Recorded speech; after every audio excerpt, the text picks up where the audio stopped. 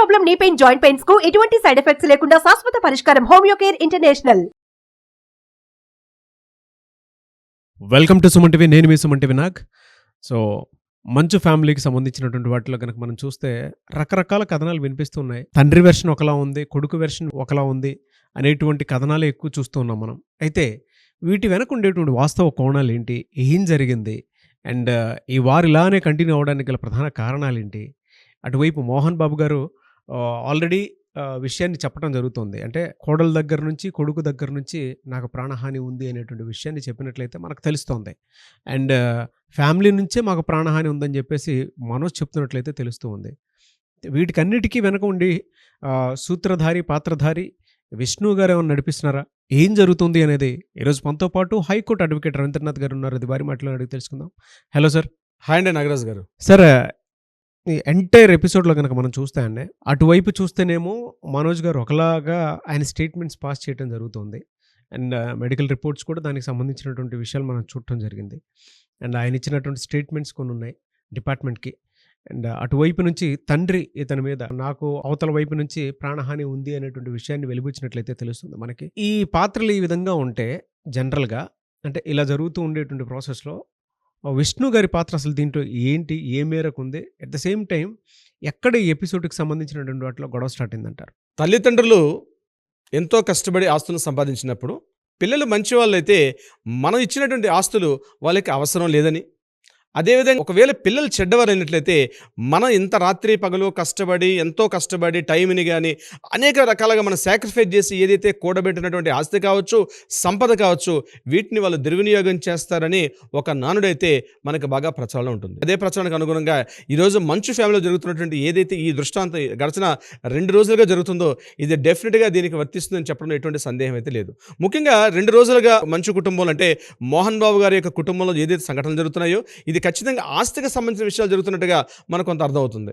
Sunday నాడు మధ్యాహ్నం Banjara hills హాస్పిటల్లో మంచు మనోజ్ గారు వెళ్ళడం, అక్కడ మెడికల్ ట్రీట్మెంట్ చేసుకోవడం. అయితే ఈ మెడికల్ ట్రీట్మెంట్ పూర్తిగా మెడికో లీగల్ కేసు అని చెప్పి బంజారా హిల్స్ ఉన్నటువంటి హాస్పిటల్ యాజమాన్యం దగ్గరలో ఉన్న పహాడీ షరీఫ్ హాస్పిటల్కి వాళ్ళు రిఫర్ చేయడం జరిగింది. ముఖ్యంగా ఏ గాయాలతో వచ్చే విషయం తెలిస్తే ముఖ్యంగా నీకు మెడ, అదేవిధంగా వెన్నుముక, కాలిక గాయాలు తగిలినట్టుగా ఆ మెడికో లీగల్ కేసులో రిపోర్ట్లో కూడా మనం చూడడం జరిగింది. అయితే మోహన్ బాబు గారు రీసెంట్గా నిన్న మండే నాడు రాచకొండ పోలీస్ కమిషనర్ సుధీర్ బాబు గారికి ఒక సుదీర్ఘమైన లేఖ అయితే రాశారు. ఆ లేఖలో ప్రధానంగా శ్రీ మంచు మనోజ్ గారు, అదేవిధంగా శ్రీమతి భూమా మౌనిక గారి వల్ల నాకు ప్రాణహాని ఉంది, వీళ్ళ వల్ల నా ఆస్తికి నా ప్రాణానికి కూడా చాలా ప్రమాదం ఉంది, కాబట్టి వాళ్ళ నుంచి నాకు రక్షణ కల్పించాల్సిందిగా కోరుతూ సుధీర్ బాబు గారికి ఒక సుదీర్ఘమైన లేఖ రాశారు. ఆ లేఖలో ప్రధానంగా నేను ఇదే పహాడీ షరీఫ్ ప్రాంతంలో గడిచిన 10 సంవత్సరాలుగా ఇక్కడ జల్పల్లి ఉన్నటువంటి ఫామ్ హౌస్లో ఉంటున్నాను. నేను నా కొడుకు 4 months అయింది. మంచు మనోజ్ ఈ ప్రాంతం నుంచి బయటకు వెళ్ళిపోయాడు, తన భార్య పిల్లలతో సహా వెళ్ళిపోయాడు. కానీ నేను సండే నాడు సడన్గా రావడం, వచ్చిన తర్వాత కొంతమంది బౌన్సర్స్లో వచ్చి నా మీద ప్రత్యక్ష దాడికి దిగడం జరిగింది. నేను ఆ టైంలో పై రూమ్లో పడుకున్నాను. నేను కింద చాలామంది బౌన్సర్స్తో కలిసి నా మీద నుంచి ఒక దాడికి ప్రయత్నం చేసినట్టుగా వాతావరణం అయితే కనిపించింది. కాబట్టి నాకు నా ప్రాణహాని ఉంది, కాబట్టి వాళ్ళ నుంచి నేను రక్షించవలసిందిగా కోరుతూ భవదీయుడు మంచు మోహన్ బాబు గారు అని చెప్తూ చాలా సుదీర్ఘ లేఖ అయితే రాయడం జరిగింది. ఆ లేఖ కూడా మనం చూసాం నాగరాజ్ గారు. అయితే ఇదే సందర్భంలో పహాడీ షరీఫ్ ఉన్నటువంటి ఎస్ఐ ముఖ్యంగా గురువారెడ్డి గారు ఈ యాక్చువల్గా జల్పల్లి ఫామ్ హౌస్ అనేది పహాడీ షరీఫ్ కిందకు వస్తుంది. అది జల్పల్లి పోలీస్ స్టేషన్ పరిధిలో ఈ యొక్క ఫామ్ హౌస్ వస్తుంది. ఇక్కడ ఉన్నటువంటి ఎస్ఐ గారికి ప్రత్యక్షంగా కలిశారు మంచు మనోజ్ గారు. కలిసి అతను కూడా రిటర్న్ కంప్లైంట్ ఇవ్వడం జరిగింది. ఆ రిటర్న్ కంప్లైంట్లో ఎక్కడ మంచు మోహన్ బాబు గారి పేరు కానీ ఎవరి పేరు ప్రస్తావించకుండా ఒక 2 వ్యక్తుల పేర్లు మాత్రం చెప్పడం జరిగింది. అందులో విజయారెడ్డి, కృష్ణ అని చెప్పి 2 వ్యక్తుల వల్ల నాకు చాలా ఇబ్బంది కలుగుతుంది. నేను సండే నాడు నాకు షూటింగ్ యాక్చువల్గా యథాలాపంగా షూటింగ్ ఉండాలి, కానీ అనుకోకుండా నా షూటింగ్ క్యాన్సిల్ అవడం వల్ల నా భార్య పిల్లలతో జల్పల్లి ఫామ్ హౌస్ ఉన్నాను. అనుకోకుండా నేను ఇంట్లో లేనని చెప్పి కొంతమంది దుండగులు నా మీద దాడికి ప్రయత్నం చేశారు. ఆ టైంలో నా భార్య మీద గట్టిగా తిడుతూ కూడా లోపలికి ఇంట్లోకి రావడం జరిగింది. వాళ్ళకు 30 మంది నా ఇంట్లోకి వచ్చారు. నా మీద అటాక్ చేయడానికి ప్రయత్నించినప్పుడు నేను కూడా రివర్స్ అయ్యాను. ఆ రివర్స్ అవుతున్నప్పుడు వాళ్ళు నన్ను చూసి నేను రివర్స్ అవడంతో నా చుట్టూ నా సిబ్బంది కూడా ఎప్పుడైతే రివర్స్ అయ్యారో వాళ్ళు పారిపోయారు. ఆ పారిపోతూ ఏం చేస్తారంటే నా సీసీ కెమెరాస్, ఆ డివిఆర్ బోర్డు, అదేవిధంగా క్లోజ్ సర్క్యూట్స్ సీసీ కెమెరాస్ కూడా వాళ్ళు పట్టుకుని పారిపోయారు. ఈ పట్టుకుని పారిపోయే ప్రయత్నంలో నేను కూడా వాళ్ళు వెంబడించాను. ఈ ప్రయత్నంలో నాకు గాయాలు తగిలే. ముఖ్యంగా నేను ఇమీడియట్గా బంజారా హిల్స్ హాస్పిటల్ అటెండ్ అయ్యాను. నాకు వెన్నుముక మీద, కాళ్ళకు మీద గాయాలు తగిలే అని చెప్తూ ఆయన ఒక రిటర్న్ కంప్లైంట్ పహాడీ షరీఫ్ పరిధిలో ఉన్నటువంటి జల్పల్లి పోలీస్ స్టేషన్లో ఆయన ఇవ్వడం కూడా జరిగింది. సో తండ్రి కొడుకులు ఇద్దరు కూడా ఒకరిపైన ఒకరు ఇమీడియట్గా ఒక రిటర్న్ కంప్లైంట్ ఒకరు రాచకొండ కమిషన్కి ఇస్తే జల్పల్లి పోలీస్ స్టేషన్లో ఇతను ఇవ్వడం జరిగింది. అయితే ఏం జరుగుతుంది మంచు ఫ్యామిలీలో. ఎప్పుడు కూడా వివాదాలకి ఎప్పుడు కూడా మంచు ఫ్యామిలీ అనేది సెంటర్ ఆఫ్ అట్రాక్షన్ అవుతుంది. ముఖ్యంగా బహుశా తెలుగు సినిమా పరిశ్రమలో ట్రోలింగ్ గురవడం అన్నది మంచు ఫ్యామిలీ తప్పించి బహుశా వేరే ఫ్యామిలీ ఏముండదేమో. ఎంటర్ త్రోట్ ఫ్యామిలీ కూడా ఇందులో ఇప్పుడు కూడా ట్రోలింగ్ కూడా గురవుతారు. ఇప్పుడు కూడా సెంటర్ ఆఫ్ అట్రాక్షన్ దాంట్లో కూడా.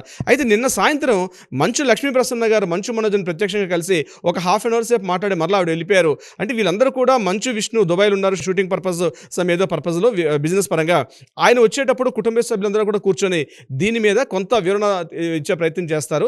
అయితే ఆ పోలీస్ స్టేషన్ నుంచి బయటకు వెళ్ళే క్రమంలో మంచు మనోజ్ గారి మీడియా ప్రతినిధులు మాట్లాడేటప్పుడు మాత్రం ఆయన ఏమీ స్పందించకుండా తన కారులో ఎక్కి వెళ్ళిపోవడం కూడా జరిగింది. అయితే ఇక్కడ అందరూ కూడా మంచు విష్ణుబాబు వస్తేనే ఈ యొక్క డిస్కషన్ జరుగుతుంది అన్న విషయం జరుగుతుంది.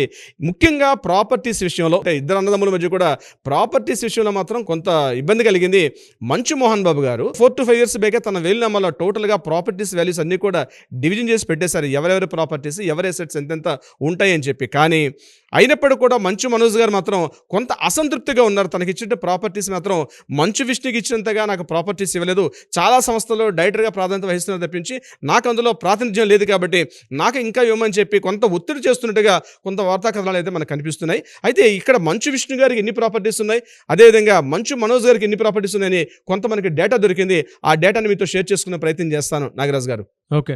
టోటల్గా మంచు విష్ణు గారు 9 కంపెనీల్లో డైరెక్టర్గా ఉన్నట్టుగా మనకు తెలుస్తుంది.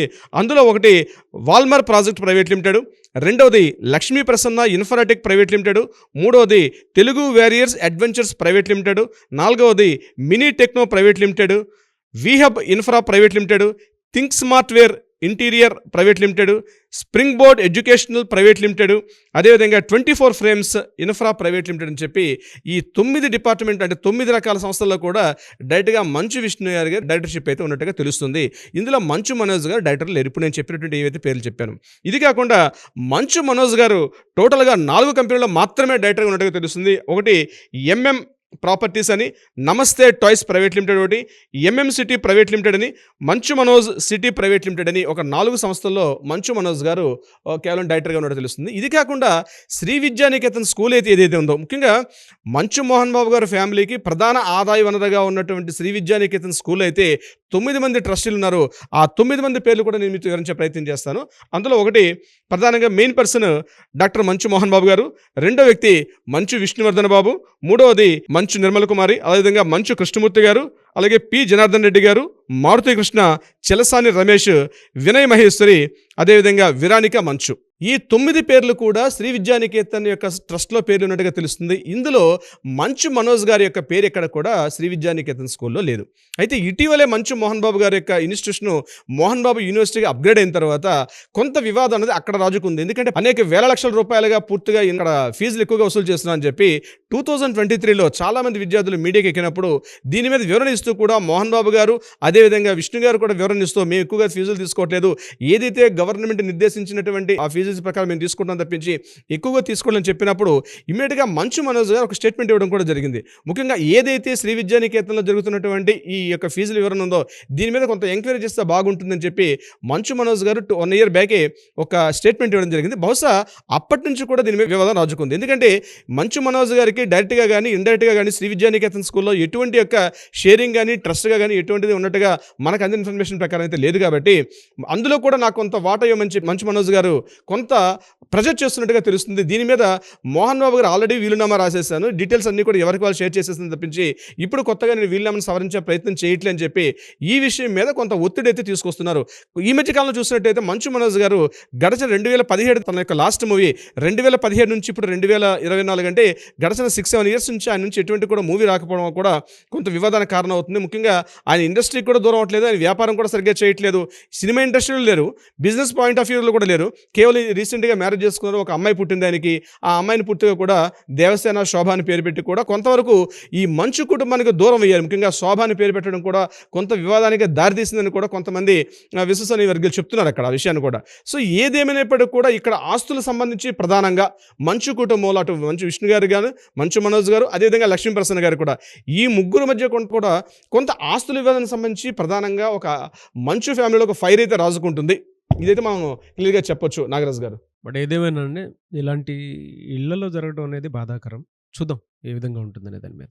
ముఖ్యంగా ఒక విషయం నాగరాజ్ గారు, మోహన్ బాబు గారంటేనే సినిమా ఇండస్ట్రీలో గడిచిన 40 నుంచి 50 సంవత్సరాలుగా తనకంటూ ఒక ప్రత్యేక స్థానాన్ని ఎంతో కష్టపడి ఈ స్థానానికి వచ్చారు. అందులో నో డౌట్. ఈ విషయంలో ఎవరు కూడా కామెంట్ చేసే అవకాశం కూడా లేదు. ఆయన యొక్క యాక్షన్ కానీ, ఆయన యొక్క డిసిప్లిన్ కానీ, క్రమశిక్షణ కానీ. కానీ ఈ ఆస్తుల వివాదాలు ముఖ్యంగా కొడుకులు సరైనటువంటి ప్రయోజకులు కాకపోతే, నేను ఈ వర్డ్ వాడడానికి సాహసం చేస్తానండి. కొడుకులు సరైన ప్రయోజనం కాకపోతే ఎంత క్రమశిక్షణ కలిగినటువంటి వ్యక్తి అయినా సరే బహుశా ఇట్లానే మీడియాలోనో వార్తల్లోనో రోడ్డు అంటే నాట్ ఓన్లీ ఒక్క మంచి విషయంలో జరిగింది కాబట్టి ఇవాళ మాట్లాడుకుంటున్నాం, కానీ ఇట్లాంటి సంఘటనలు ప్రతి వాడలో కూడా జరిగే అవకాశం కూడా ఉంటుంది. ప్రధానంగా ఆస్తులు ఎంతో కష్టపడి తల్లిదండ్రులు సంపాదిస్తారు. ఆస్తులు మాకు కావాలని చెప్పి తల్లిదండ్రులు పట్టించుకోకుండా తిరిగినటువంటి ఎన్నో కథనాలు మనం ఇదే వేదిక మీద మనం మాట్లాడుకున్నాం కూడా, ఆస్తులకు సంబంధించిన విషయాలు కూడా. సో అటువంటి జరగకుండా మంచి ఫ్యామిలీ కాస్త మిగిలినటువంటి ఒక సెలబ్రిటీ కుటుంబంలో ఉండాలని అయితే మనం కోరుకుందాం నాగరాజు గారు. డెఫినెట్గా అండి. ఎనీవేస్ థ్యాంక్ యూ అండి. Thank you so much Ravindranath garu. Thank you so much Nagaraju గారు.